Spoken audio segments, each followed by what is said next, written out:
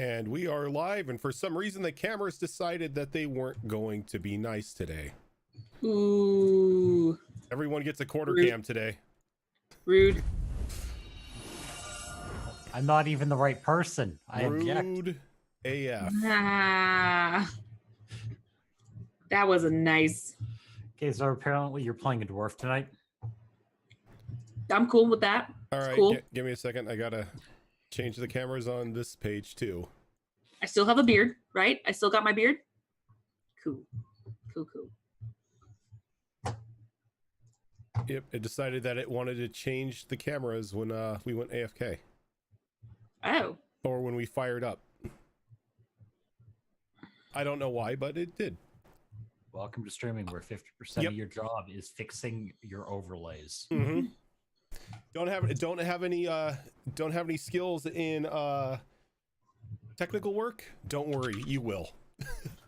Yeah. I don't know how to do anything computer related. Start streaming, it'll all come to you in the next year. Yep. It's like streaming is very learn by doing. And I think it was Imp that said if you're streaming and something doesn't go wrong at least once on a weekly basis, you're not doing it right. Yep. Or if you start a stream with yourself muted. Oh, I do that. Yep. Like my newest bungle is like my stream deck for some reason keeps switching back to the primary profile. So I try to press the button to switch screens, and I hit a button for one of my screen overlays for my stream, and it like botches up OBS big time. So like I now have to like stare at my stream deck for a moment, double check it's the one that I need, and then press the button. And I have no idea why it keeps resetting. I think I may need to update it again. Oh, geez. Or you start the stream and you're all quiet. Yeah, that too. Rosa, thank you for the host. Yep. But how you guys been? Saw Fox and Zorro yesterday. Zorro was trying to hit on a god. Yeah, it was. Almost successfully, too. Hey, my friend watches them the day after because she can't watch them live, and she was telling me, she's like, dude, I don't blame you, look at him. And I was like, I know. It's just like, I don't blame you at all. It's like, oh, Ash has a half orc, barbarian boyfriend. In comes Forest Thor. Mm-hmm. Hello, nurse. Yeah. I am really excited though, because I got a package today from that same friend, and she wanted to make a housewarming present for me and my husband. So I just got them today. They're health potions that she made, and it's got the little D4s on it, and it's just so darn cute. And she made both a regular potion all the way to a superior potion. So I have different ones. They're so cute. So yeah, that was the highlight of my day since yesterday. I noticed that they use those on Critical Role for the potions. That's where she got the idea from. She's like, that's so cool, I have to use it. Except I don't think he had resin in it. I think he just did. I'll have to double check. I'm not 100% sure, but yeah, that's where she got the idea from, and I was just like, oh my god, it's genius. I love it. I don't care. Because you can never find enough dice for a heal when you need one. Exactly. Now, see, if we played in person on the Tuesday game, Zora would need like 15 of those. One for everyone she's carrying. No. 17. Oh, I'm sorry, 17. At that point, you'd need like the micro D4s. You know what? I'm not gonna lie. I was thinking of using a health potion yesterday as Rose, and I'm like, oh, it's not on my person. So, okay. You know, if you gave those to Zale, I bet she could like concentrate them down into stronger potions. You wouldn't have to carry as many. Zale totally could. Oh my god, we are talking in the near future. I don't even understand why you guys buy health potions when it's just like, give Zale some time, she can whip stuff up for you. Yep. Because I don't think she's brewed us anything until we went to go fight the dragon. That was, I think, the only time she brewed us anything. Yeah, she made the cold resist potions. She made the water breathing potions. She's made health potions a number of times. She has a few others on her list that she wants to try making, but drama keeps happening. And, instead of spending 4 days making health potions, I spend 4 days reading a book that my boyfriend, who is 10 years younger than me, wrote 250 years ago. Or so you think. I don't know. I don't know either. All I'm gonna say is I can't wait for that twist to come to fruition. There was a lot of can of worms you opened up for us yesterday, and it made it almost each one of us had something. We're like, oh shit. Usually I have some sort of inkling of, okay, I bet this is happening like this, or I can see why this is going on. But that book, I got nothing. I have no idea what's going on there. I have theories, but that's me as the player. Obviously, Ash doesn't know, but I have theories. It could all be wrong, but I don't care. That's the joy of theories. Raven, how you been? I saw that you the pictures that you shared with us yes, pre-show with the wonderful little computer that you built. Yes. Outside of that, rearranging my casting room because I went, well, now that I've got the new computer and it's got a nice tempered glass sidearm, I don't want to put it in the big metal rack so I can't see it. So I had to reorganize everything. Word to the wise. If you have 6 monitors attached to monitor arms attached to your desk and you try to turn it, it gets really heavy. And they clank together. No, they do not. Oh, you got the ones that don't clink. Nope. Everything is bolted securely. Okay. Nothing moves. It was just picking up this massive desk and turning it. But outside of that, that's literally what I've been doing for the past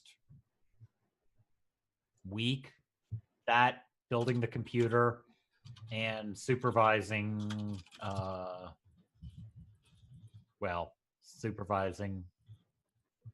being the person going, you can't do that, for the landscaping people that are working in our backyard. Just going back there and telling them not to do the thing? More precisely, hey, I would be careful. That's the line for my internet. Please don't dig through that. Ooh. Please do not pull a Time Warner. Yep. Oh, jeez.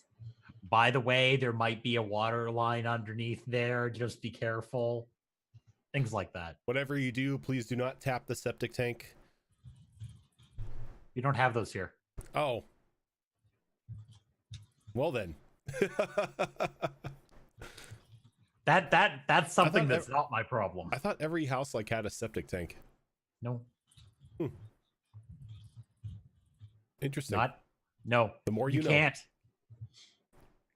When it drops to minus 40 C in winter, you can't have. This is true.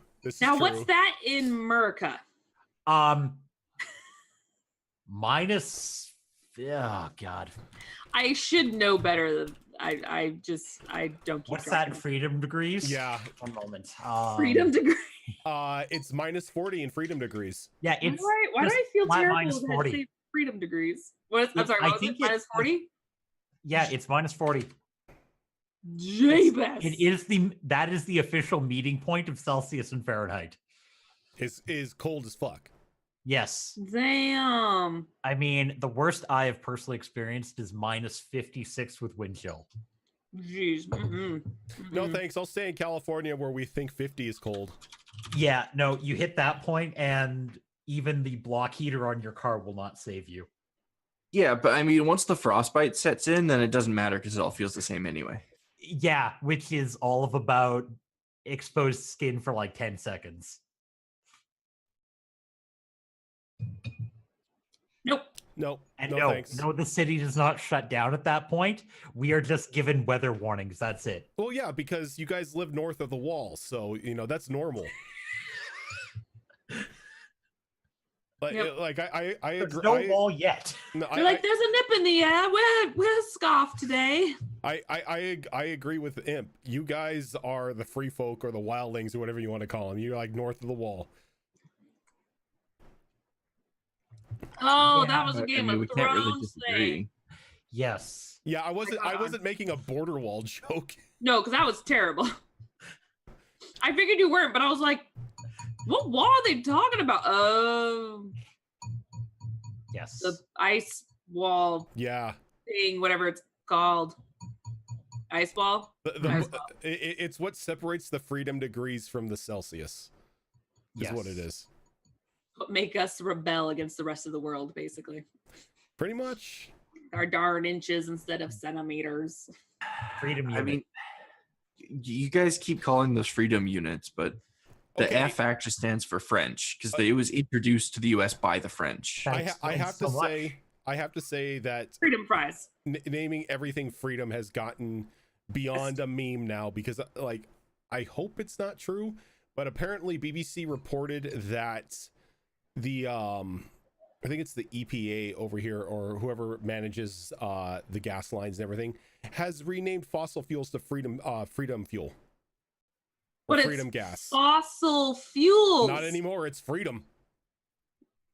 It's not even, fossil's not even a country. It's a thing. It's a material. Okay, we've gone a little over the edge here. That's It sounds like something the U.S. government would do. Let's be honest. And you know what? That's the sad thing, is I couldn't tell if this was a meme, if this was like, satire, or if this was real. I remember reading that, and my first thought was, if it was any other country, I would actually go check the validity of this. I'm sitting here going, I'm not. They're probably serious. We have Mountain Dew liquid freedom right now. It is a combination of like 50 different Mountain Dew flavors that they have put into a can, and they are selling because of 4th of July. I am not kidding you. It tastes horrible. Does it explode? No, I got excited. I got excited because I thought my brother had picked up cans of Baja Blast. ooh, that's good. No, it's liquid freedom. You know what's real liquid freedom though? When they have their 4th of July version of the Smirnoff. That's actually pretty good. Smirnoff Ice. Somebody went to Chuck E. Cheese and saw a kid combining all the drinks at the soda fountain. Oh, what's that called? Suicide? The Suicide. And then I got this wonderful idea just to put that in a Mountain Dew can. No. It's just the dregs of all the other flavors, like left out cans that people have nearly finished. They just pour it all into one and call it a new drink. I wouldn't. I'm pretty sure I played that drinking game back in my 20s. I mean, if you go to a bar and you ask for a barman special, that's pretty much what it is. It's just they dip the shot glass in the trough under the bar. Never do that. Yeah. No, because it's anywhere from like 20% to you shouldn't be drinking this. Yep. If you want to get super drunk off of one shot and maybe die, there's your thing. And it's like, you know what else you shouldn't drink? Beer. Red Lyrium. Oh yes, that's right. We're playing a game today. We kind of went off on a tangent about freedom degrees and I mean, Wait, Mountain Dew. Not really. wait, can we get liquefied red lyrium? you take the red lyrium dust, you pour it in a cup of water, you mix it up. It's like Kool-Aid. I feel like you put that in a monster can. Yeah. So over here, drinking red lyrium like it's G Fuel. Well, in a different way. Can we get that flavor of G Fuel? Red lyrium? If I'm ever for some reason sponsored by G Fuel and I get my own flavor, I'll ask them for red lyrium. It'll probably be like a red licorice flavor or something. Doesn't make it dragon fruit. I think they already have a dragon fruit one. Make it better. I don't know. Anyway, before we go off on a tangent again, Who wants to give a rundown of what wonderful adventures you guys ran into last week? I'm pretty sure I did it last time, so I'm gonna volunteer Raven. Before we get into that, Raven hasn't been in a while. you guys can see that Imp is AFK. He's got like a ton of work stuff and everything that like is taking over his Wednesdays. So unfortunately, Imp is going to be bowing out of the Wednesday night show. But we already have a new cast member getting spun up, and they will be joining us next week. We'll have a new overlay and everything. And it is Shadow Fox, who is Zoro's husband. He will be joining us, and we're trading one Kunari in for another, but instead of having a Kunari warrior, we're getting a Kunari rogue. So What was that fun little thing you said on when he wants to lick? Yeah, Kunari lockpicking. You just burst through the door. I picked the door. Kool-Aid man it. Just Kool-Aid man it. Oh yeah.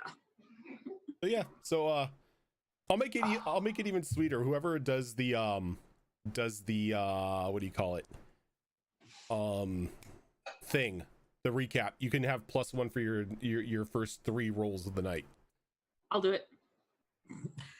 I was literally just about to volunteer myself as well, because I feel like, judging by the discussion in Discord, I may be knocked unconscious and gagged today. So, Which is why I need the +1 for my first 3 rolls. I promised a burlap sack. I know where your mask you is. guys, All do good. you see how these people treat me? Come on, I need some sympathy here. I'm just a poor little mage making our way through the world. Well, this poor little mage is getting herself into trouble. Let me tell you why. So we're just traveling along, doing our thing like we normally do, protecting the caravan and whatnot. We just defeated some recently, I don't want to say the word turned, but recently plagued with the blight people. And we're like, ooh, that's gross. So let's keep going, fearing that the blight may have traveled a little further. And we come across something peeking its head over the hillside. Volantha goes to investigate it and found a adorable little nug with a strange marking on its face, guarding a necklace, which has some writing on the back, but no one so far can seem to decipher it. So she just kind of bagged it, tagged it, and brought it back with her. In the meantime, we had Hestia just going around looking for some things and found a teeny tiny shard from the explosion from the day prior stuck in the side of the wood, and she pockets it because she didn't learn her lesson. And so she goes up to Magnus and casts a spell, a healing spell, mind you, a healing spell, since it was just after our battle with the blight sickness. And she got an adrenaline rush, and she oh so liked it, tickled her fancy. So she did like 2 more spells and pretty much got a high from it. Tripping out and also disturbed, Magnus runs off, informs Volantha, and we decided that we're going to have to keep a pretty good eye on her, although we don't really know why she's on this high, other than her aura is kind of more of a pinkish red when she casts spells. So we're like, that's red flag. But as we turn around, we realize she's gone. She wandered off to a cave not too far off from the caravan. They instructed the caravan to go a little bit ahead of them while they go retrieve her. Once they go inside, they find some undead, which, backing up a little bit, Esthea saw some creature dragging a bloody, I don't remember if it's a bloody sack or a bloody body, into this cave. And so thankfully everyone kind of caught up with each other quickly and defeated some more like ghouls and people with some blight sickness in this cave, some undead, and was able to kill them all. And as they go a little bit further in this cave to figure out what is going on in here, they come across more undead, more people with the blight sickness, as well as a Herlock, which is a dark spawn, which is huge no-no. And they discovered that there's regular lyrium in there being corrupted and turning into red lyrium, which Esthea is just having a field day with. So thankfully we were able to defeat everything. However, we ended the episode with us kind of taking care of Magnus a little bit, and Esthea kind of refusing to leave the area and wanting to power heal Magnus by touching the large red lyrium on the side of the cavern. And as Valantha reached out to stop her, that is where we left off. Yep, that is indeed where we left off with Esthea. You're casting heal, right? Yep. What happened when she was going forward was kind of simultaneously with her two hands, she reached one out towards Magnus and the other to her right to grab the lyrium and touch Magnus at the same time to cast the heal spell. Okay. And she was doing that because she had no mana yet left. So she was going to try and just suck up the power from the lyrium and use that instead. You have regular lyrium right there. Yeah, but this lyrium is lyrium. red. I like Code Red over Baja Blast, said no God. one ever. God. Well, I actually, anyway, no. So yeah, go ahead and give me that heal roll. I can do that. My camera's about to jump a little bit, guys. I apologize. I need to arc it up so my head's not being cut off. And 6 stunt points. Oh, holy crap. 6 stunt points. Okay. Don't choose anything, by the way. Okay. There is a reason for that. So let me Your modify chief my being blocked. Ha! let me modify my camera. There we go. That works. Camera reset apparently. So go ahead and give Magnus maximum heal. Maximum heal. Okay, that would be 18 points. You heal 18 points.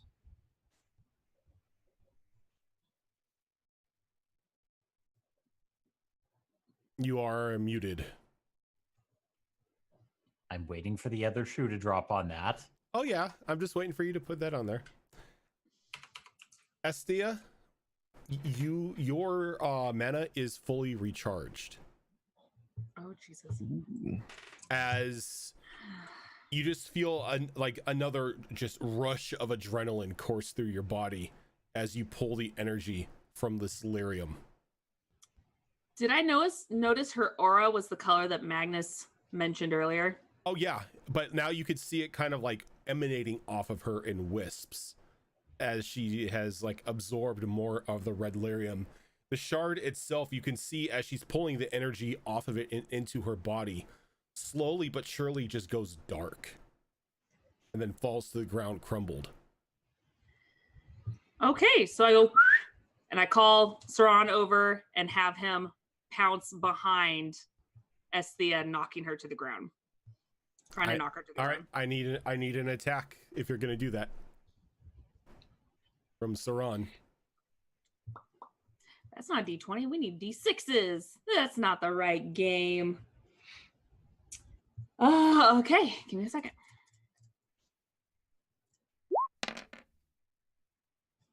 Esthea, what is your normal armor? My normal armor or defense? Defense. My defense is, I don't have anything on. Just 10. 10? The lowest it can possibly be. So go ahead and knock that up to 13 for the moment. But that will hit. So while is she pinned now? I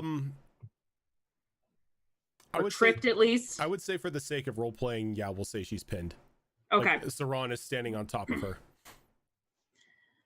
I'm going to kneel down next to her, be like, are you taking more fucking lyrium behind our back? I'm pretty sure I did that right in front of you. I'm sure you did. And I'm going to pull the bag off of her. Saran, if she moves, put your teeth nice and close to her. And I'm going to take out her bag and investigate her bag. Okay, Estia, are you resisting at all? No, I'm not. I'm just laying on the ground with a big smirk on my face. Okay.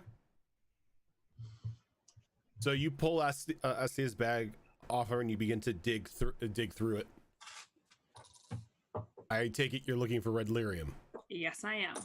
Estia, is there any red lyrium in your bag? There is not. Do I find the mask in there? The head thing? Mm-hmm. I think that's still back in with the caravan, because I don't think that fit in my bag. I think it was too big. I remember he gave it to you, but I can't remember what you did with it. It's about the it was size of a given to helmet. me, and I was going to go do something with it, but that's when we had to go fight that thing out in front of the caravan. Okay. I'm gonna check her person. In order for you to do that, you're gonna have to have your dog get off of her. I'm gonna have him back up, but I'm gonna have him I'm gonna have him in front when he's just gonna be kind of growling at her real close to her face. All right. And Estia, you see Durinius near the back of this cave area, kind of looking at you confused, not really knowing what he should do. I'm just gonna give him a little bit of a nod, kind of as a signal for him to just sit and wait until I give a signal if things go south. And he just assumes that prim and proper stance once again, just sitting there watching this happening to you. All right, so Zoro, in order to search her person, I am going to need my books open. I know, you get that, blood mage. Every time, man. Every time Ogren is just like losing his shit. Never the Tuesday game. Never. And he sits next to me the entire time. I don't know what it is. Well, to be fair, the Tuesday game doesn't have a blood mage in it. That's very true. I am going to need a searching roll from you. I get a +1 on top of this. So 6, 8, 9, 10. 10 is not going to be able to find anything on her person. I'm going to grab her by her hands, and I'm going to try and drag her away from the actually no, before I do that, I would like to pull her hands behind her back and tie them. Now I will resist. Okay, I kind of figured.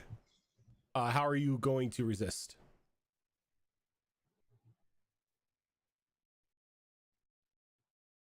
I'm sitting on you, by the way. I'm plopping on your back doing this.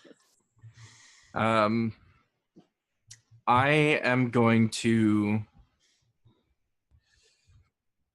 begin to form an arcane lance in each of my hands. Okay. Can Saran have a reaction? I'm not going to throw it. I'm just forming it. Okay, so your hands are behind your back with the lances forming. Is what I'm getting.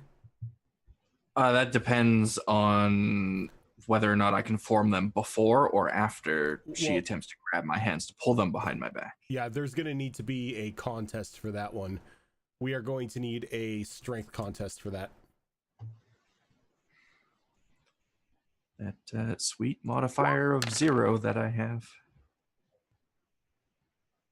And I have a stunt. You do have a stunt, and you would beat her. Okay, so what's your stunt? I didn't pull up the RP stunts. Oh, let's see here. You stunt? I count 6 of them. Yeah, you got 6. Yeah. Why, you are correct. I'm going to use Tower of Will. Will I get a +1 bonus to any opposed tests? Okay. And so I have 2 left. Let's see here.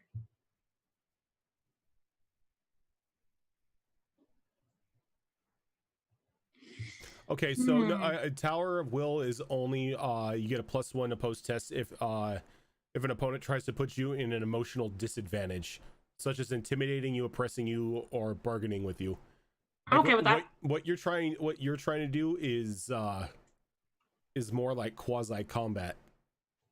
But since like there's nothing really stunt wise on there, you guys like I'm gonna let you guys like make up your own stunts for this like these situations. I'll just give like a thumbs up or thumbs down for them. Okay. In this case, then I'm just going to find a way to kind of cleverly tie her hands as quick and tight as possible while angling either my face or her palms in a direction where if a magic spell went off, it wouldn't hit me.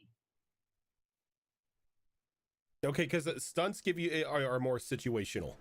They're not like a definitive thing. This is like you're able to overpower her quickly enough to get her pinned onto the ground before she can take an action, or you have bonuses against her. It's not like a full action to where you're what you're trying to achieve. It's something that's going on top of it.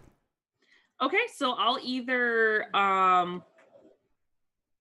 grab her quick enough, like kind of what we were doing the opposing, where I beat her, or maybe just to kind of mimic this, just do a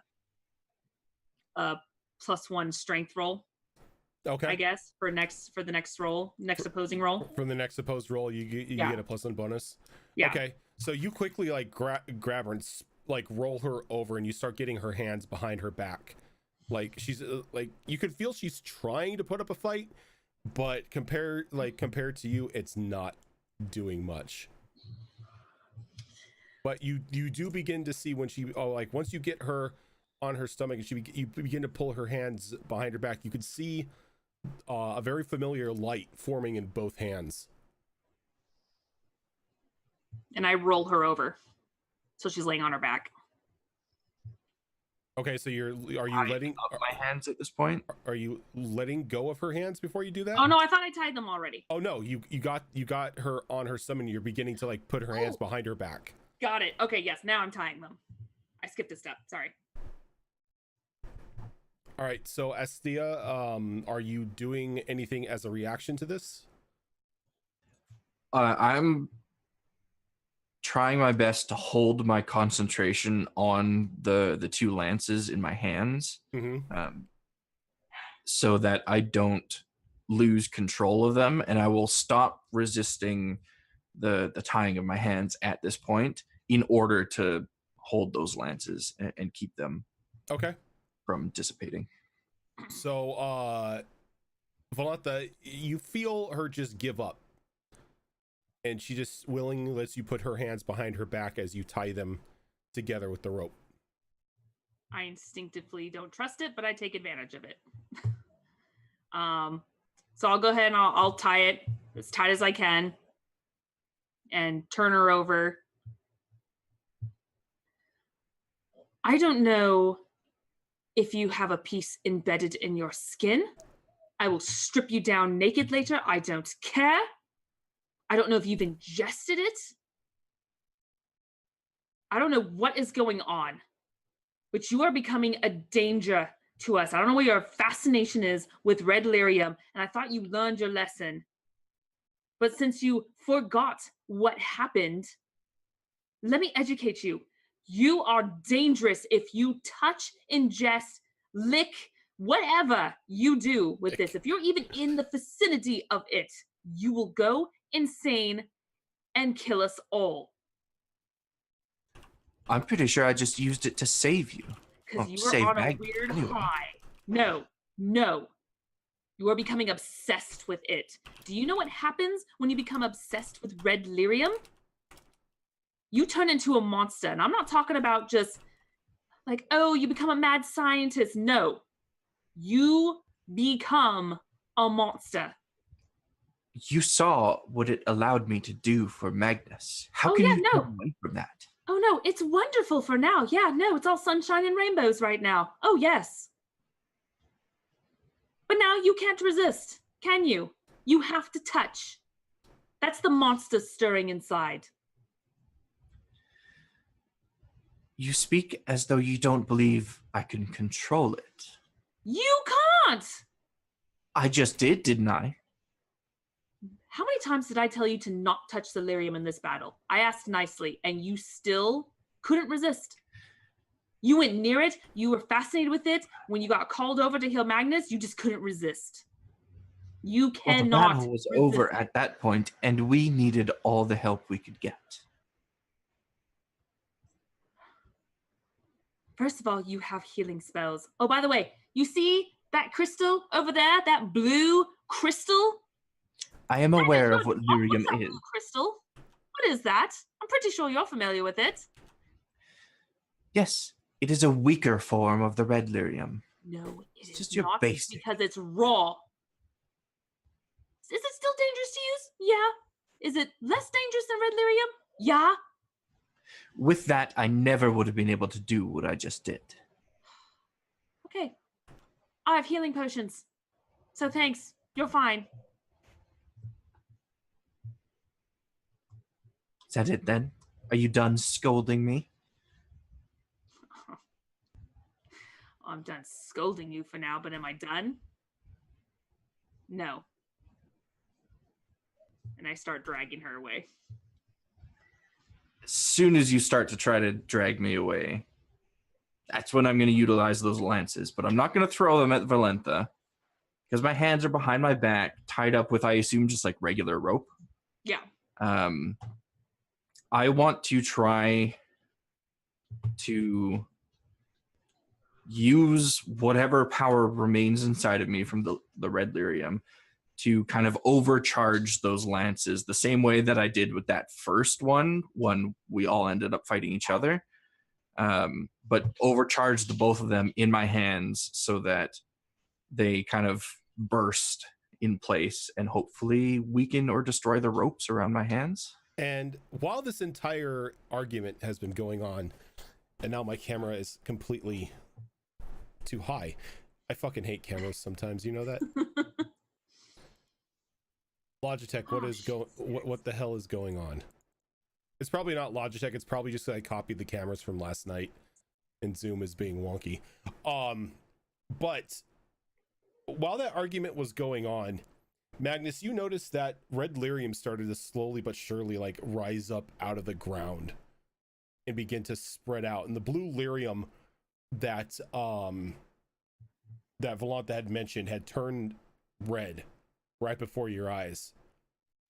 And as Thea begins to focus her power on the lances to cut her bindings, all the lyrium around you begins to glow. And it gives off this low-pitched humming noise as the go ahead and make the arcane lance rolls.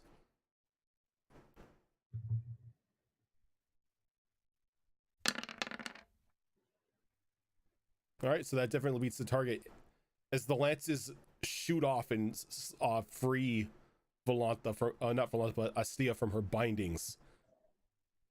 A soft heat begins to flow off of these stones. Valentha, you can not Astia, you can hear these stones begin to like almost sing to you in a gospel like chorus.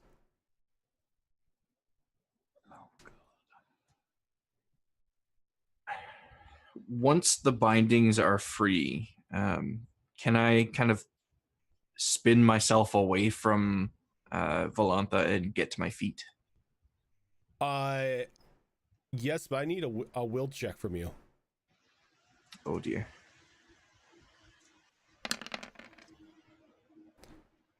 Yeah, you're fine. So you're able to spin yourself away from Volantha, and you're able to get up on your feet again. The stone showing no signs of dimming from the light inside of them. The chorus still ringing in your ears, and the heat just glowing or growing ever so slowly. I whistle for Saran and motion my head to run out this way. Okay. Magnus, I think we should go. I would have to agree. I don't give a shit if she comes with us. But we're getting out of here.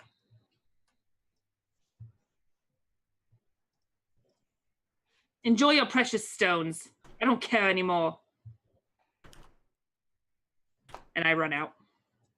So since I made that willpower save, and I assume I still have control of my own mind for the most part, can I determine whether or not the glow from the red lyrium is anything at all like the glow that we saw from the lyrium trap at the bathhouse before it imploded? Go ahead. You give me an arcane knowledge roll.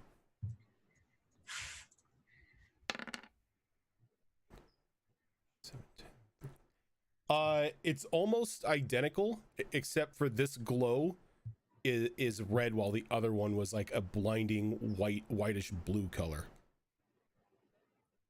The lyrium around you has somehow become supercharged.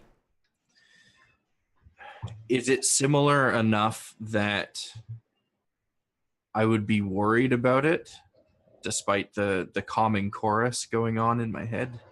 Seeing as how you made the willpower check, it is a little bit of alarming because it's supercharged, meaning it's even more volatile than it normally is. Okay. I want to do a quick check in my pocket, just kind of like reaching my hand down and spreading my pocket open so I can look into it and see if the shards in my pocket are glowing in the same way. They are not. They're not? Okay. But you can see that like as you're standing there and you're thinking, more and more stones are starting to like form around you and Darinius.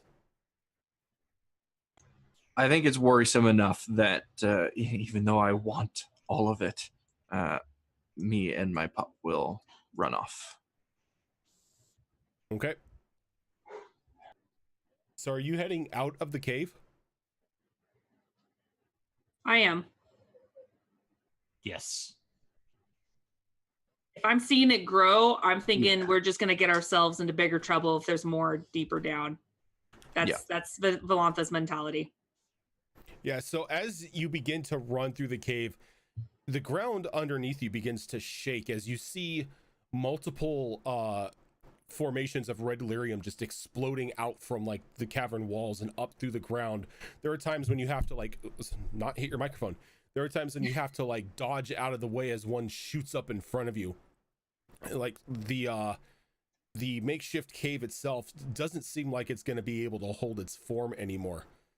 And you're able to run out of the cave, get clear and safe of it, as a sheet of red lyrium almost just like covers the entrance as the area around you begins to like shake in a violent earthquake. Yep, that's a red flag. And then you begin to hear a loud rumbling as these jagged formations begin to poke up out of the hillside and begin to continuously grow as this large formation of red lyrium, these jagged spikes and edges and just glowing in its red aura, begins to grow up out of the ground into what looks to be a 40-foot spire.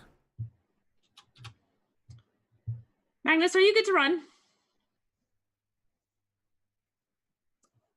The fact that I would have started sprinting the moment we got out of the cave, I turned my head around and go, I'm not stopping.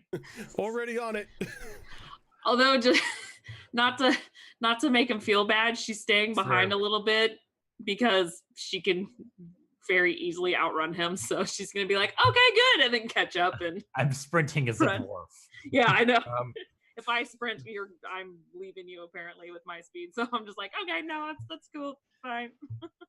what are the chances I grabbed my bag off the ground before running out of there? You know, that's a good question. Assuming that Valentha just tossed it on the ground when she didn't find what she was looking for. You know, yeah, actually, I would have dropped it in a rage. So yeah, no, I would have dropped it, especially if I didn't find the mask. So yeah. You know what? Let's do a self-discipline roll, Ooh, which okay. is willpower. What's that? I have decent willpower.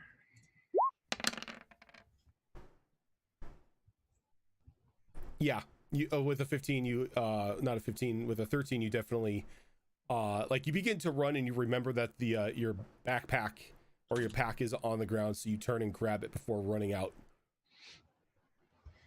I mean, it wouldn't have been a huge loss if I didn't. I'd be out like 6 candles in a water skin, but it's my bag. Don't put that thing on that icon. And we're going in the direction of the trail, of course, catching up with the caravan. I spell that correctly?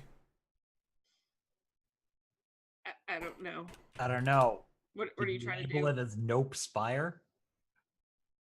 I'm trying to spell spire. S-P-I-R-E. S-P-I-R-E. I-R-E. Unless you want to get like really medievally and do a Y instead of an I. But even then, I'm pretty sure that's not how it's spelled. Just add Y's. It's fine. Y's and sometimes an extra E at the end. Yeah, there you go. Yeah. Sometimes with a little accent on the end of the E. Yeah. All right. So there is now a red lyrium spire jutting out from the ground, That'd be lovely. a couple days away from Lothering. That'll be fun for someone else. And now we see every mage. Not our problem anymore. Fuck this shit, I'm out. So yeah, we're running catch up to the caravan.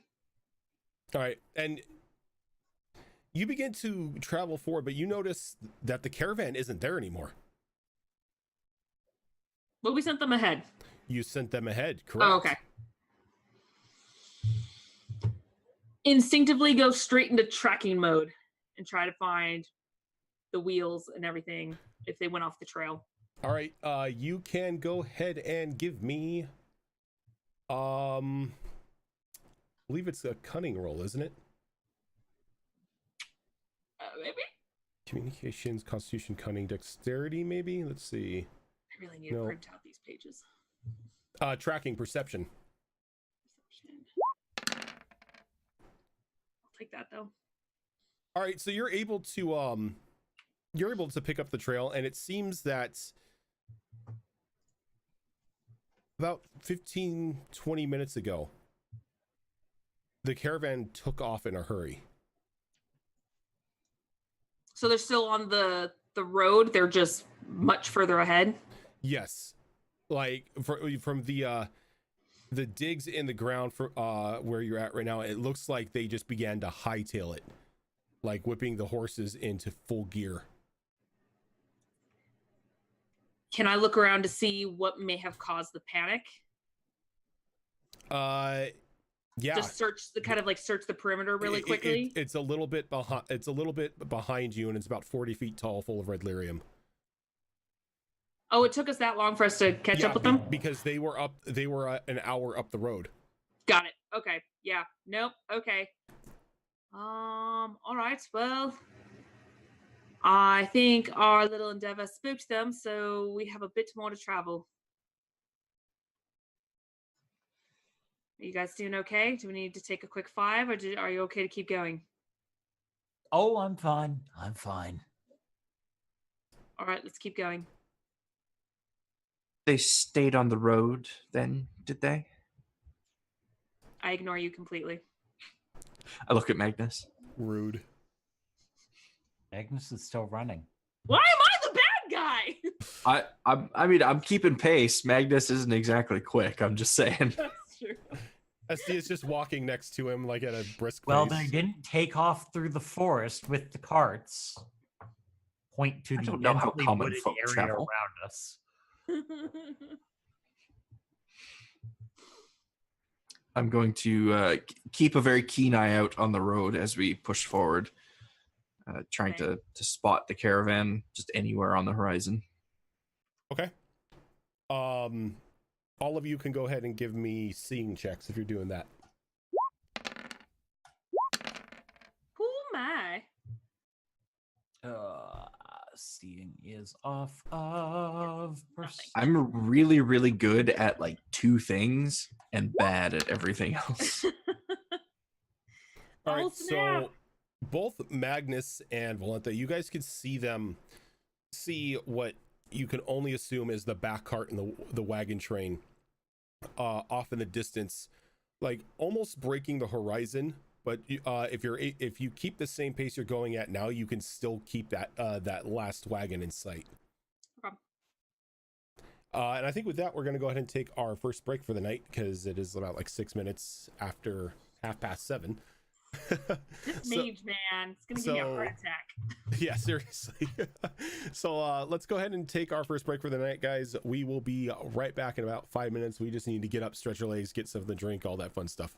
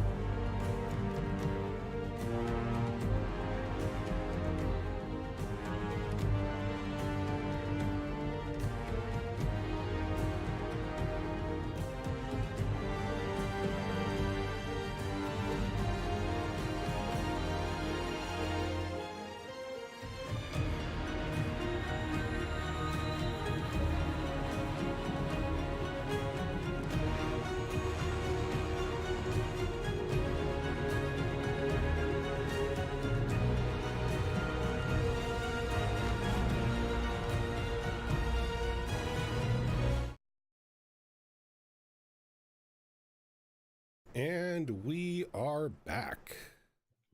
Hello. Hi. Got to really make sure not to kick this table. If you suddenly shrink by a couple inches, we'll know why. I mean, like the camera just cuts out? Yeah, just straight down. Oh no, like the desk doesn't shrink, or the desk doesn't like fall down. It's locked in place unless I press the buttons, then it's lifted up with hydraulics. So it's Oh, well, that's much safer. oh yeah. Yeah, I don't need a desk that's gonna come crashing down on me if I lose power. No power. It's like, oh, Southern California. Oh yeah, we have this thing called brownouts. I'm just crushed by my desk. Oh god, those are gonna be starting up soon because it's summer. That's always fun. So, you guys pursue the caravan for the remainder of the day, and you're able to catch up to them a little past nightfall once they have stopped and they've made camp. And you can see that they've circled the wagons a little bit tighter, and they've got multiple people around the perimeter holding any sort of weaponry that they can get their hands on. You can see that a couple of them actually do have swords. Some of them have bows and arrows, but others have taken to using to arming themselves with shovels and pitchforks. All right. Peasants. Everything's fine now, I think. Where is Mason? No, what? Oh, three of you are still alive. When that red rock jutted out of the ground, we thought the worst, and well, sorry we left you behind. No, I understand the whole flight or fight instincts. I don't blame you. Not many of us can fight a giant red spire that comes out of the ground. Right. Well, nor should you be near it. That's red lyrium. Oh, Let's just say we found a nice. Not the word. Well, I don't want them to go near it. They're not going to go near it. They're terrified of it, but I don't need to be announcing to everyone that there's a giant spire of red lyrium around it. Well, the good news is we're going away from it. They should be happy about that. Be happier if it was destroyed. Oh, trust me. You and me both. That would leave a large crater. Especially since a lot of it's underground, I'm sure, but... Don't give me ideas, Raven. It's fine. Let's just... What time of day is it right now? It's night. It's well past night. Oh, right. So... I believe we're far enough away from it for now. Let's just set up camp. It's been a day. I've got people watching it. As he points out, and when you turn around, you look at it. The spire is like illuminating the sky around it to where it's almost like a lit up skyscraper in the dead of night. You can see it for like miles on end. 'Cause that's great. Yeah. All right. Well, Is it like the time of night where everyone's just like settling down to have dinner and relax? It's past that. It's past that. It's like everybody's. It's past that. It's like everybody is winding down to go to bed.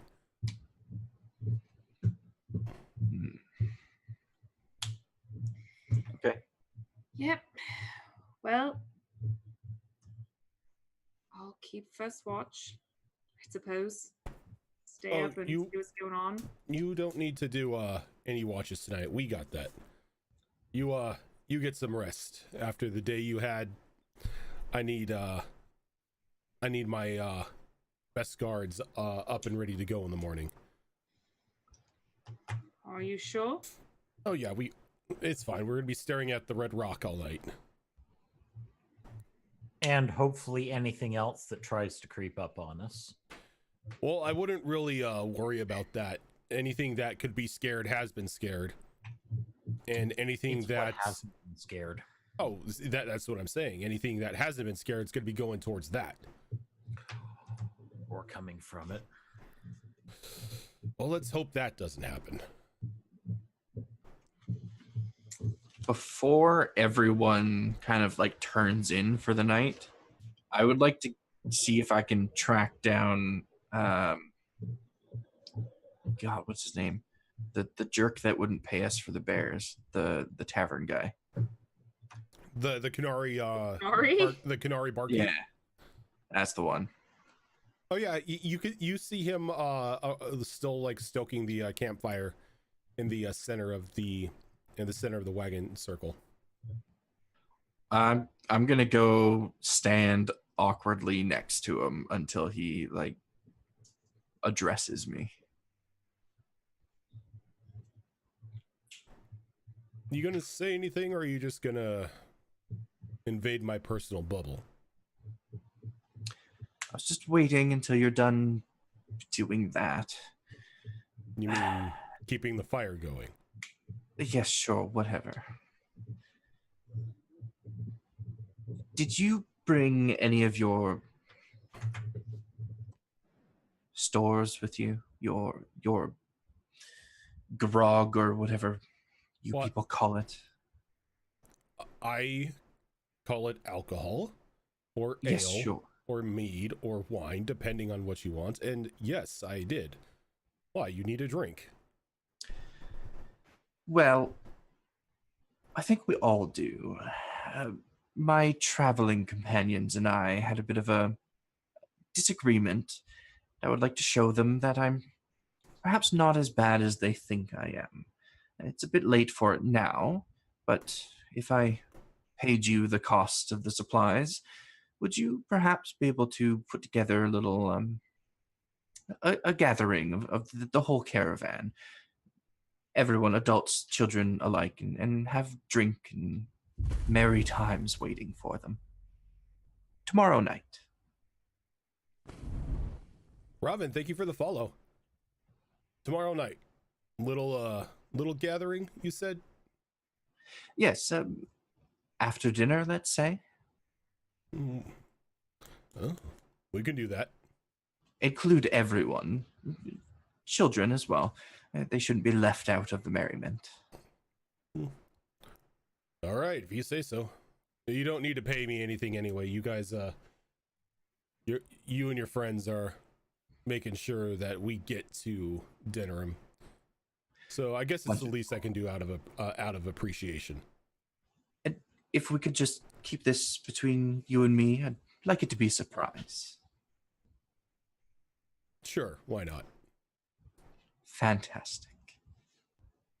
Well, I'll be calling it a night then. She kind of wanders off. What are Magnus and Alanta doing? I was following Asthea stealthily. All right, so if that is the case, I'm going to need a stealth check from you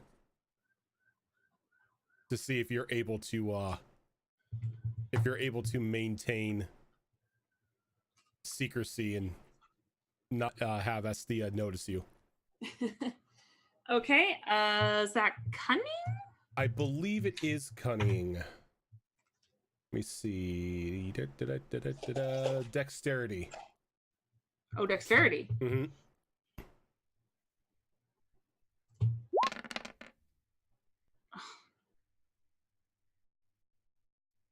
Got stunned out of it. You got a stun out Is of that it, going to be but it's a failure. contested roll or? No, she makes herself known a couple times. Like she thinks she's hiding in a group of people, but you could like make her out of the crowd. And there are like you can hear her like trying to sneak through the shadows behind you. And at one point she tries to duck underneath one of the wagons. She ends up smacking her head on the the bottom part of it, and she lets out like an elven swear word as she crawls underneath it. So you know she's been tailing you this whole time. I think she's hurting herself there, so I'll just let her believe that she's staying hidden. Okay. So you let her overhear the conversation that you and the Kunari had? Yep. Okay. So once she retires for the night, Valantha, what are you doing? I am choosing to sleep, not really sleep, lean up against the wagon that Esthea is sleeping in Okay. and rest there. All right. But I don't rest right away. I wait probably a couple hours before I actually fall asleep. Alrighty. And what of Magnus?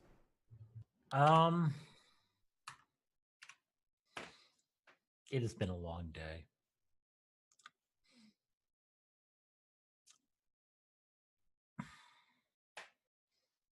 Would have there been any food or anything that had been prepared? Oh yes, there's still some of the stew left over from the camp dinner. Okay.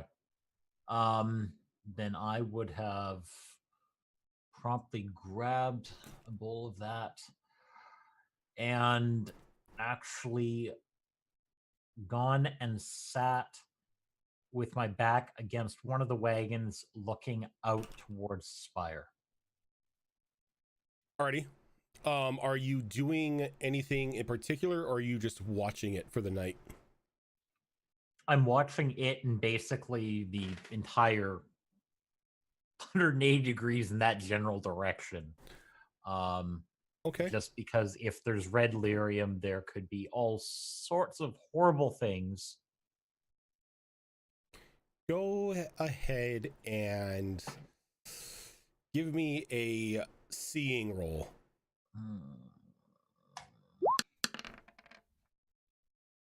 Oh yeah, that will make it. It's not really that hard to see. So later on in the evening, approaching near midnight, you almost begin to like doze off, like just staring at the spire, nothing happening.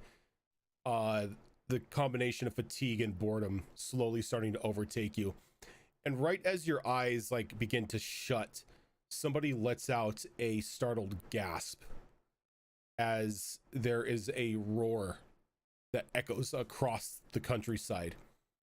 As your eyes jut open, you can see this dragon sitting atop the spire.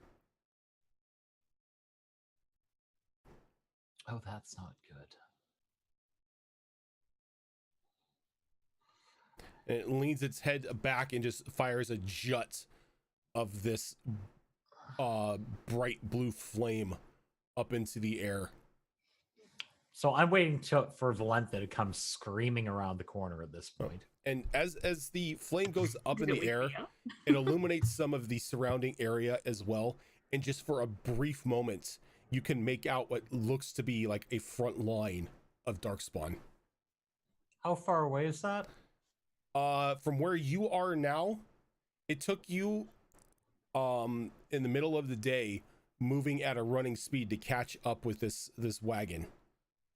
So you probably traveled for probably a good 3 or 4 hours.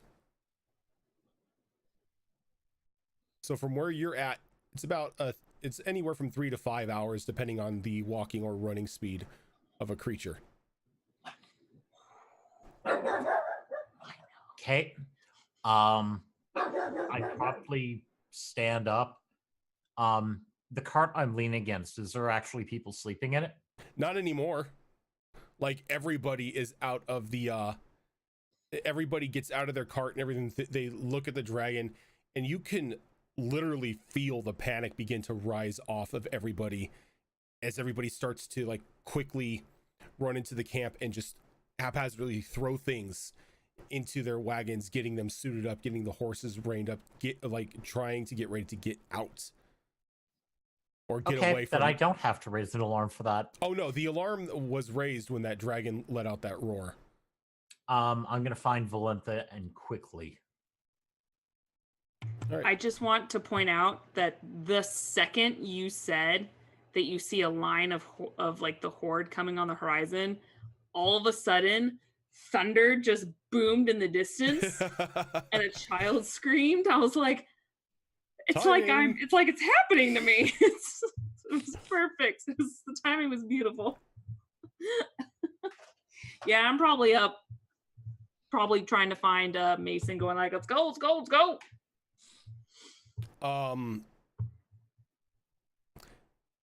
Astia, Hit me. I need a willpower check from you. Oh dear. 6, 8, 10. So you're in a deep, deep slumber. And then you hear a whisper in your ears that just says, "Be my eyes and ears." And then you're rocked awake as the sound of the dragon's roar carries across the landside. Do I have any sense whatsoever of what or who whispered that in my ear? At the moment, no. Due to the dragon roar and that little vague message, you're a little confused. Okay. But you can also see that you are completely drenched in sweat. Like, it's gotten to the point to where your clothes are sticking to your body, and it's even like run off onto the bed itself. And your skin is paler than normal. That's saying something, because she's pretty pale. I think she's gonna like burst out the back of the wagon that she was sleeping in, just still in that drenched nightwear, which is essentially just her normal clothes, but sans all the other layers. And she's gonna look around in a bit of a panic and a huff, and then catch sight of the dragon, and she's just gonna stand there, clutching that amulet and staring at the dragon. And like, as soon as your hand like closes around the amulet, you could feel it burning. Burning in a it's hurting me type of way, or burning in some sort of that little warning burn that you get when you first touch a hot cup of coffee. Like, yeah, you maybe should let it, sit for a second. That sort of burn. Okay, so her hand will pull off of it, but then she's going to, holding it comforts her for some reason. So she's going to kind of grip the string or chain that it's on, and just kind of hold it in the air with her fingers wrapped around it, but not touching it. And still mostly focused on the dragon, but glancing around every so often looking for Magnus or Valentha to see what they're up to. And when you burst out of the back of the cart and everything, and you're looking at the dragon, you're holding the necklace, Magnus, that's when you begin to approach the cart, where you see Valentha jump up to her feet, and she begins to look around. She heads towards Mason's cart, and you could see Astia there staring at the dragon, lost in thought, holding the medallion around her neck and just completely drenched from head to toe in sweat.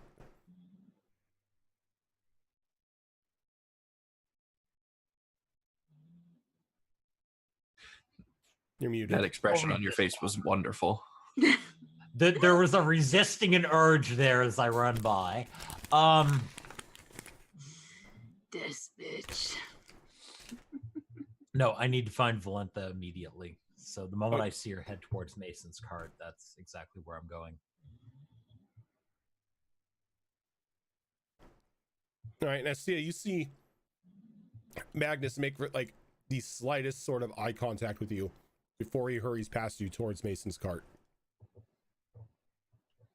Does this system have any sort of like insight check type of thing? Yes, it's empathy. empathy, Which is and that falls perception. under perception. Okay. In that brief amount of eye contact, I want to see if I can get any sort of gauge whatsoever on what he's thinking in that moment, or what he's feeling. Okay.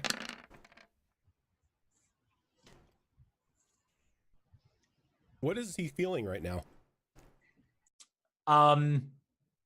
You could tell it was readily apparent. The first thought that had crossed my mind when I saw you sticking up your head out the back of the cart was to knock you unconscious and throw you back in. Come on, I mean, I man. know I should expect that, but ouch. So a bit of hostility towards you. You could tell it was that moment of, do I just knock her unconscious now and save myself a headache, as I was running by.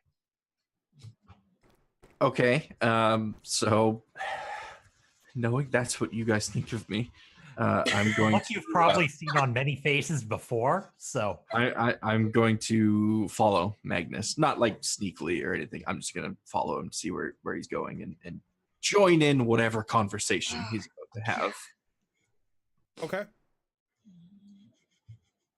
So the three of you almost like arrive one after another at Magnus's tent, and you could see that he's already got the horses saddled and everything as Valetta approaches, and he looks at her and he looks at the other two of you as you approach. Is like, we ain't got no time for talking. Get on the cart. We're getting out.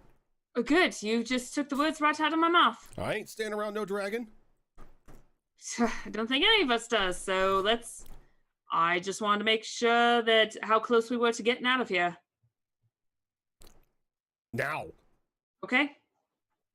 And it's like, I have to ask, are you climbing onto the wagon?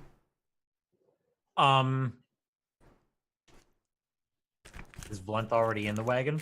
I was not, but what I'm going to do is I'm going to kind of hop on the side of it. So I'm not technically on the wagon. I'm kind of like hanging on it and using my, like the side for my feet because I want to stare behind us and keep an eye out, not only on the rest of the caravan, but to keep an eye on that dragon in case it comes this way. Okay. What about Magnus? Do I notice Thea coming up behind me? Oh, you could hear her. Good. We're going to continue Thea's momentum into the back of the cart. I think I should go back to the cart I was sleeping in. Nope. Look at me. I'm nearly naked. I'm useless like this. Let me go get dressed.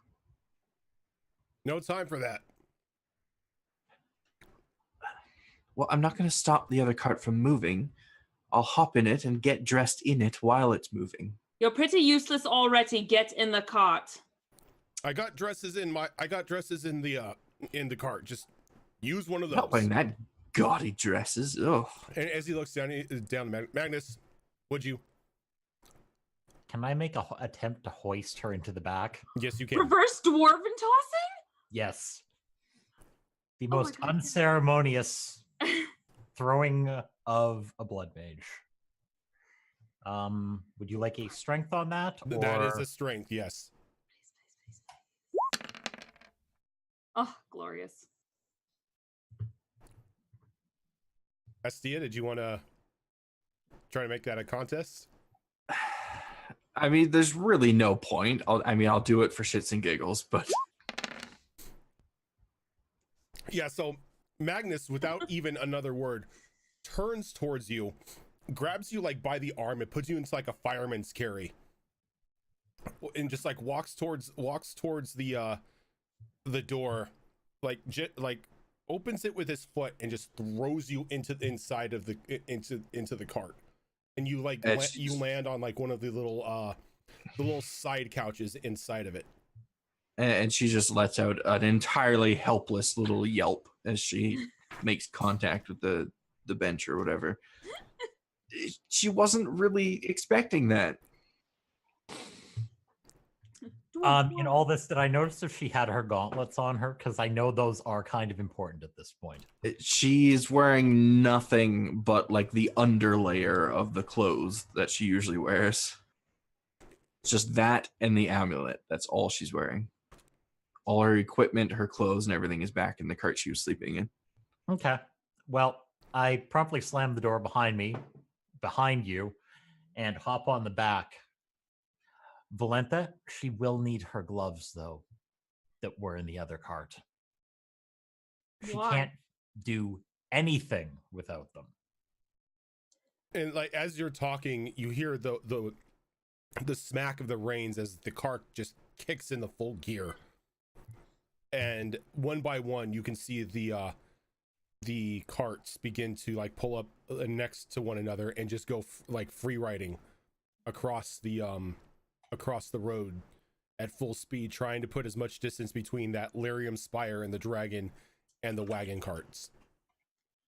So Valentha is hanging off the side of this cart, right? Yeah. Okay, so I'm like leaning Can- out, hanging on. can I see where she's positioned through any like windows that are on the side of the cart? Give me a seeing check.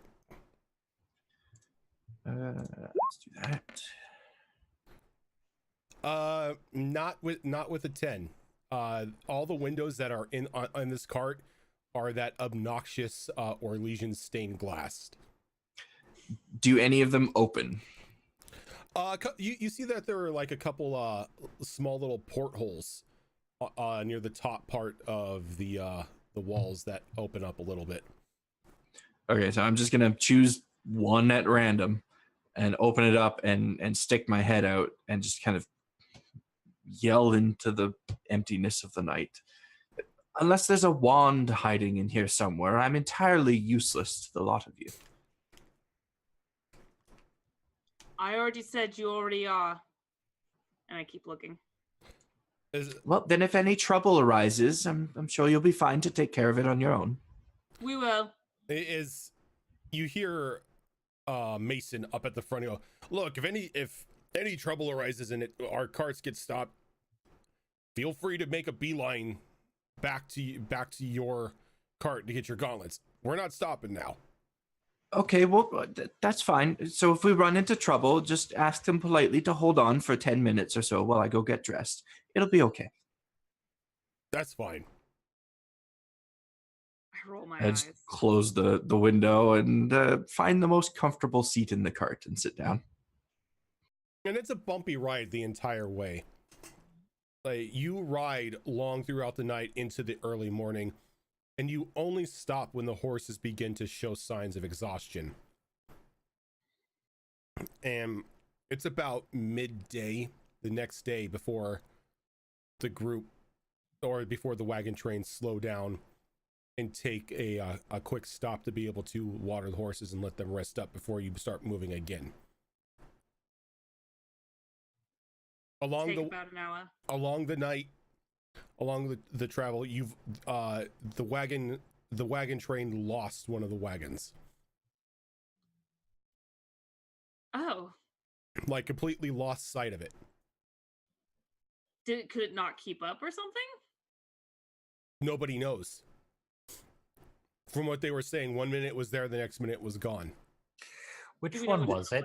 Yeah, this is really important. Which Yeah, wagon which was one it? was Lost. Let's go ahead and go ahead. Somebody roll me a D8 and I'll tell you. Oh, Fox, I think this is yours. God damn it. Okay. Yeah. Just because it's going to affect you the worst. Yeah. 2. Oh my. That was the car. That was the cook's cart. Oh no. Don't tell me we're dumb enough to put all the provisions in there. They're Dude. simpletons. Of course they're dumb enough to put all the provisions in there. Do humans despise elves? Mm-mm. Fair point. Damn it. I think I'm okay. I think I'm fine with that. Okay, so the It could have been worse. the second we've been informed that, or noticed, whichever comes first, that the cart is gone, going forward, every time we take stops, quick breaks, Valantha is going to go hunting. And she's going to ask Magnus and the hounds to come with her so they can carry a decent amount of weight back. And while you're all of this, I would have mentioned to Valenta if she hadn't already noticed that there was an entire front line worth of Darkspawn. Oh no, you were the only one who saw that. Oh, no. Valenta will know that now. You're telling me that that dragon may have been the archdemon. I think may have is an understatement. I thought we were much further ahead than this. I thought we had Not at least now. a couple days gained. Well, if it's anything like the previous blights, maybe they'll slow down at some point or veer off, but we can't They take that seemed chance. almost like they were following us.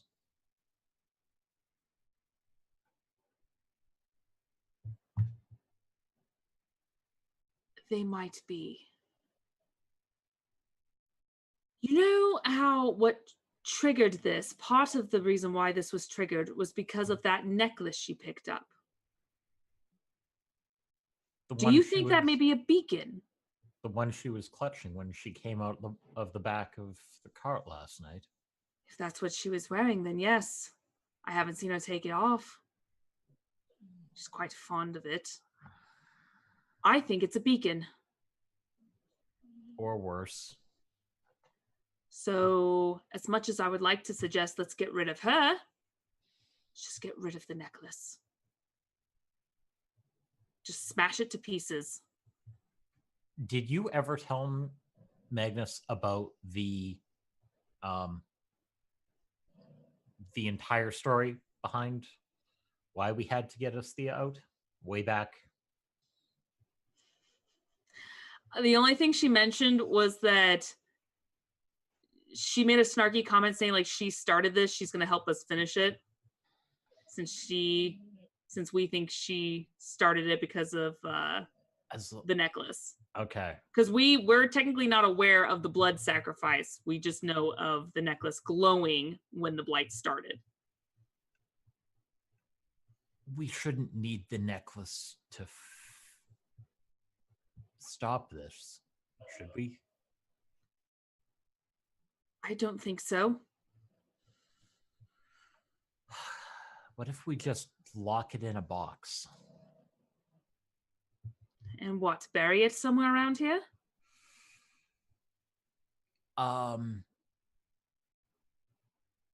No. Are you thinking the box will shield it somehow? I need the equivalent of an intelligence roll here. An intelligence roll. Cunning? What are you trying to make with an intelligence roll? Or Or what do you, I should say? a What are you trying to combination achieve? between knowledge of being a dwarf and what the blacksmith is capable of. Historical lore, cunning. Cunning? Mm-hmm. 5, 9, 10, 11. What the blacksmith here is capable of, or what a dwarven? Yes. Because he made the mask, and we know he made the mask. Given that you're a dwarf, and that mask did have some sort of magical sealing properties, it would have to probably run off of lyrium. So this blacksmith at least has knowledge of how to safely handle lyrium and craft magical goods. Valenta, the smith made the mask which can seal magic. I wonder if he could make a box to seal the amulet. I mean, I don't know much about magic, but I can see that being a very good idea. Just on the off chance we do need it. All right. I mean, as much as I would love to trudge back through these woods when they're filled with darkspawn to the brim, I'd rather not. Right. No, that's a really good idea. Well, I mean, we're only on a short break right now, so I suppose now would be a good time to ask him. Otherwise, unless you just want to hang out there in the cart the whole time talking to him. The moment you suggest that, I promptly open up the door to let Astia out because I've pretty much been attached to the door. Okay. I was waiting for that conversation to end so I can ask Rojan, can I hear that conversation from inside that cart since they were having it right outside of it? Are you guys trying to hide the conversation at all? Actually, yes, because I feel like the whole thing with the necklace and either her or us potentially starting the blight, yeah, I'm not letting people know about it. Yeah, that's not a conversation that we're screaming. I am going to need communication focuses from the two of you. If you have deception, you can use deception. I can give you a communication, though. 3, 6, 8, 10, 4, 7, 10, 12. You can make out what Volantha's saying in every like fourth word that Magnus says. Okay. Oh, good. I was being slightly cryptic. Okay. I'm not semi-happy with this. As soon as they start talking about the necklace, since it's them and they have assaulted me many times in the past, I'm going to put up my armor, my rock armor, just in case. Can you put up the rock armor without your bracers? Yes, the only thing that I need the wand in my gauntlets for is for Arcane Lance. Okay. Without a wand or a staff, I cannot cast Arcane Lance. I gotcha. Yeah, mages don't need their staffs or wands to cast magic. Technically, it acts as a more powerful focus. That hits that target number, so my rock armor is up. Okay. And now I'm going to DM you something on Discord. Oh, this should be fun. Secret, I've got a secret. It's not that show. Considering the fact that she only caught every like fourth word, I mean, Astia might think we were going to lock her in a box. All right, so we're gonna past you guys. We're gonna pull a Tickles and put her in a box. It worked on Tuesday, can work on Wednesday. It'd be a really big box. All right, so do you want to go talk? And yes, I guess I want to say I want to go hunting, but then it would leave her here. But we need food, so I'll take Saran with me. You go talk to the blacksmith, and I should be back well before we move forward. Or I could track you either way. Just make it back before we leave. All right. Now I'll whistle for Saran and take out my bow and start looking for some food. Okay. So, Astia, when the door is opened up for you, what do you do? Mind, there is still a dwarf in front of the doorway. Yeah. If in my perception of that conversation, I can hear it coming to an end, I will kind of sit myself somewhere near the door and just pick up any random book that's in the area and pretend like I'm reading it and waiting for the door to open. Is the book right side up? Roll me a deception roll. Or give me a deception check on that one.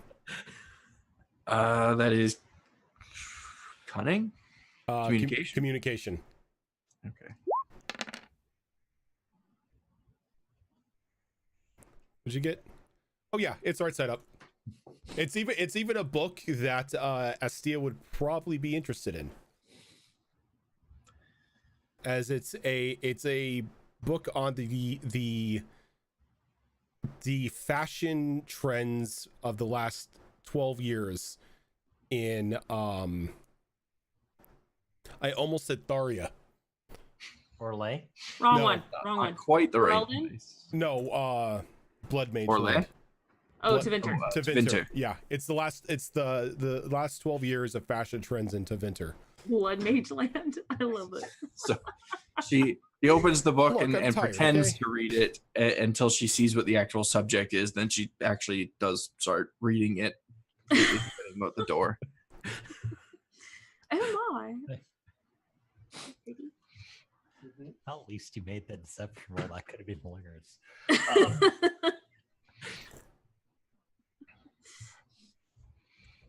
I didn't know you liked Tusk Glove. We don't need Dragon Age smut books. That's what Dragon Age fanfic is for. Anyways. 50 Shades of Grey Warden, man. Come on. No. Anyway. The moment I open the door and notice that you're still reading, I'll shut the door again and hop down. I think the door closing is gonna snap me out of reading the book. Close it gingerly and kind of tuck it under my arm. I'm keeping this book, and I'm gonna Appropriate. push on the door to see if it was locked in the process of it being closed. Nope, there is no lock on it. Okay, so I'm gonna open it up and kind of poke my head out and look around, see if my my captors are in sight anywhere. It's just funny because I'm just hanging out on the side. It's not like we actually locked you in. No, I just threw you in and shut the door so you didn't fall out. We were also guarding the door, so you know. But Well, not actually, locked. Across a dwarf that can throw me around. Never To be trust fair, I a was dwarf that just can toss holding you. on because it was convenient and it already started moving. And you don't want to see a dwarf try to sprint up to keep up to a caravan. It's true. So if Magnus is no longer at the door, then I will hop out and go towards the cart that has all my clothing and stuff in it, so I can finally get dressed. Okay. So if nobody's stopping her, you can do that. I'm gone, technically. Yep. But I also have the mentality of like, oh no, if she runs away. Oh no. But I'm not there. All right, so you're able to get back to your cart and get dressed and assemble your gear.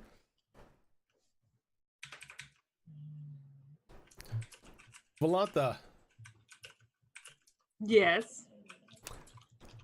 I'm gonna need some rolls from you. Okay. Pull up what I need. All right, so you're hunting, right? I am. Okay. What can I use for hunting here? I think we've been using seeing or tracking. Tracking would be a I good don't remember one. which one it was. Tracking would be a good one. That's cunning? Or is that perception? That is perception.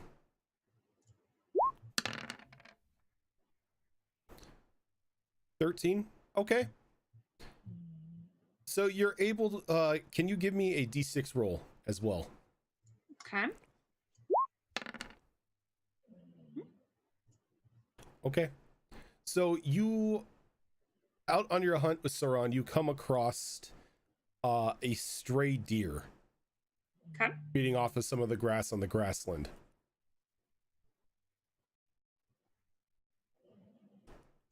All right. I'm going to shoot it in the neck. Go ahead and make that attack. I'm going to breathe out slowly and take aim. Which is a +2 on top of this. Because I don't know how to work this yet. Nice. So your arrow finds home and hits it dead in the neck. Just like almost dropping it instantly. Yeah.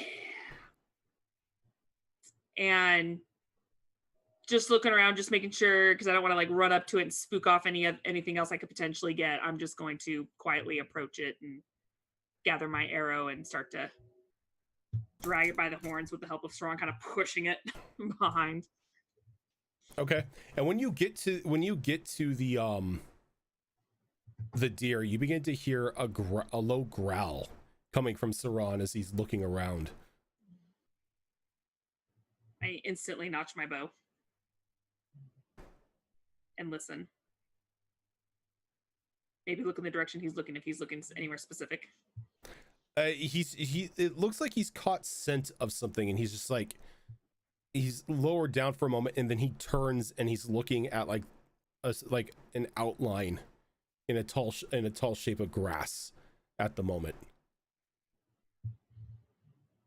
I slowly get as low as he is. Bow still out, arrow notched, and I try to see what he sees. Give me a second. Take my deer. It's my food.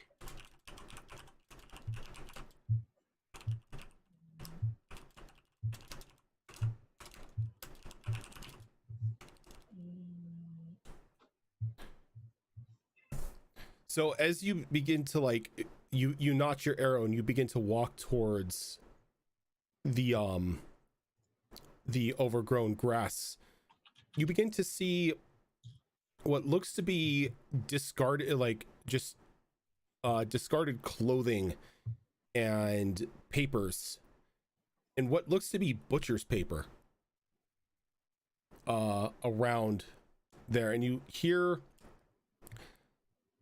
groans of frustration almost as there's a slam, as if something is hitting a small chest.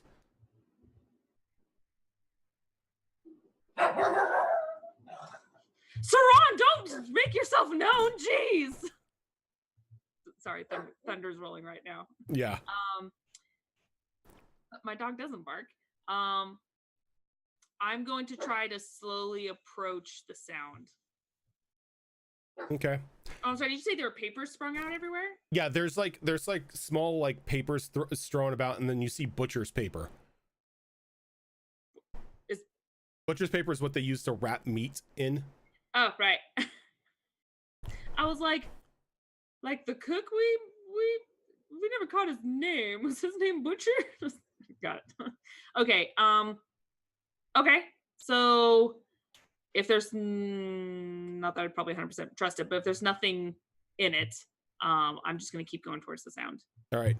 And as you creep up on it, you get around the other side of the grass. You can see like a pair of horns, like kind of poking up out of the overgrowth. And as you get closer and closer, you notice that it's a kunari hunched over a chest, like just throwing useless pages or useless papers out, almost if they're looking for something specific. And that is where we are going to have to end for this week. Gonna have to call it a little bit early, guys. My mind is absolutely fried right now, so I thought we'd leave it with Valantha coming up on the new party member that will be joining us next week when Shadow Fox debuts his Kunari Rogue. I was gonna say I shoot him in the back of the head. You can't kill your husband's character before he even starts playing. Well, it's not going to be the first time. I don't know if that instills confidence or I'm just getting ready for the more fire to be poured on the gas. Or more. That's how fried I am. More fire to be poured on the gas. That's another one you guys can add to the jumbled words. I like it. I like it a lot. God. I'm a professional streamer, by the way. Not a professional talker. Oh, I love it. More fire, pouring more fire on the gas. Yep. I like it. That's exactly how that all works.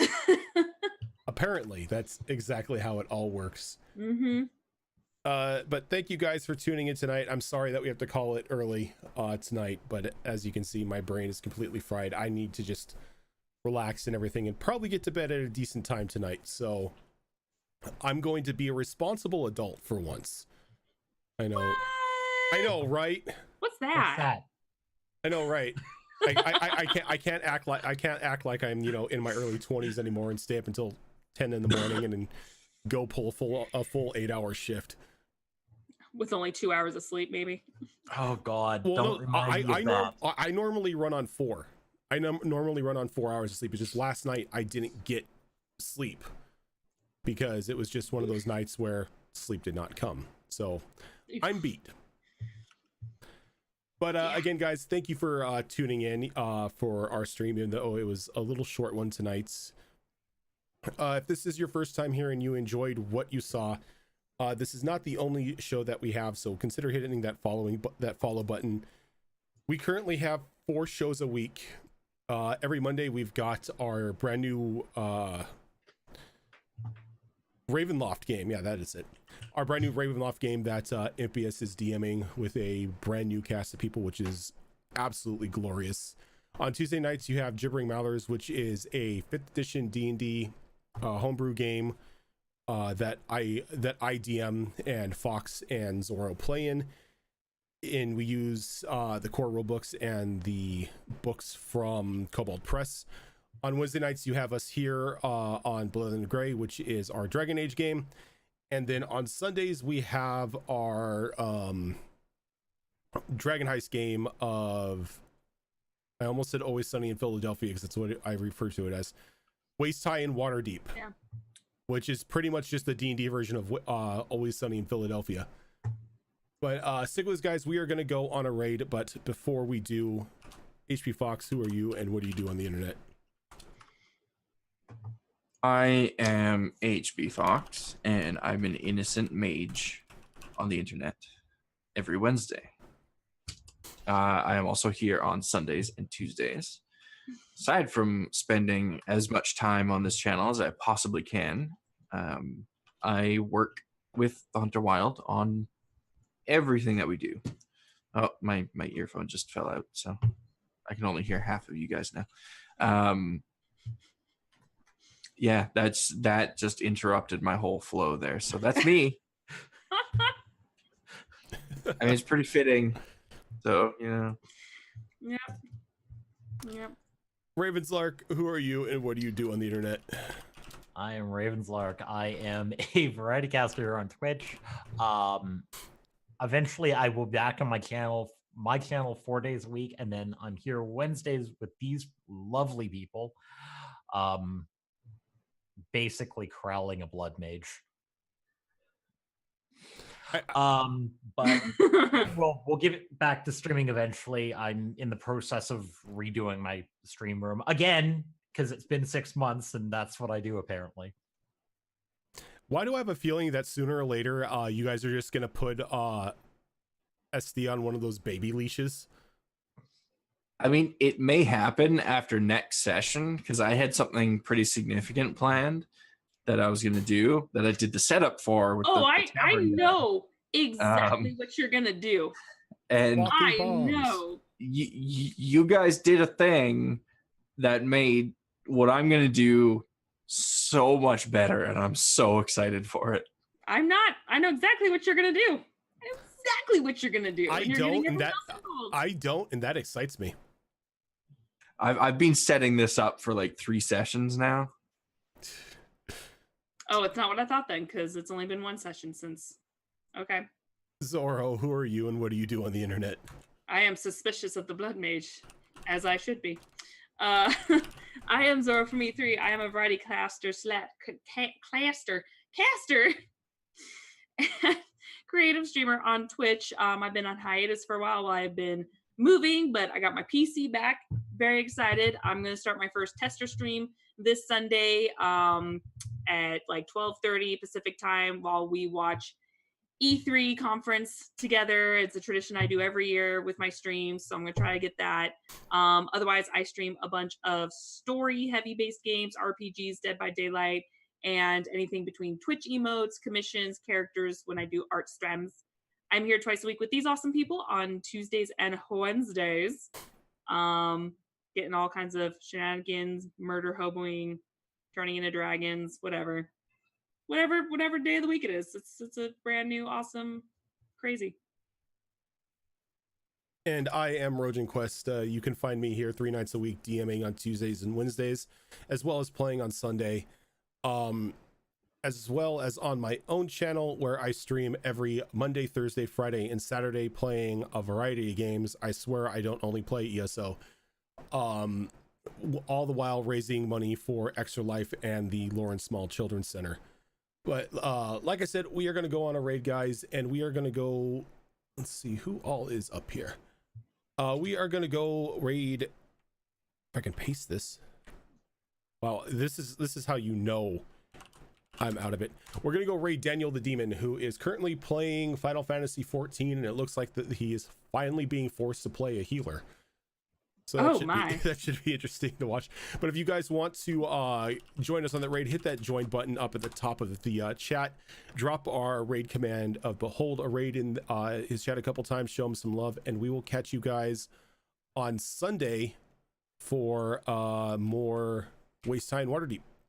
Till then, guys, have a good one. We'll catch you later.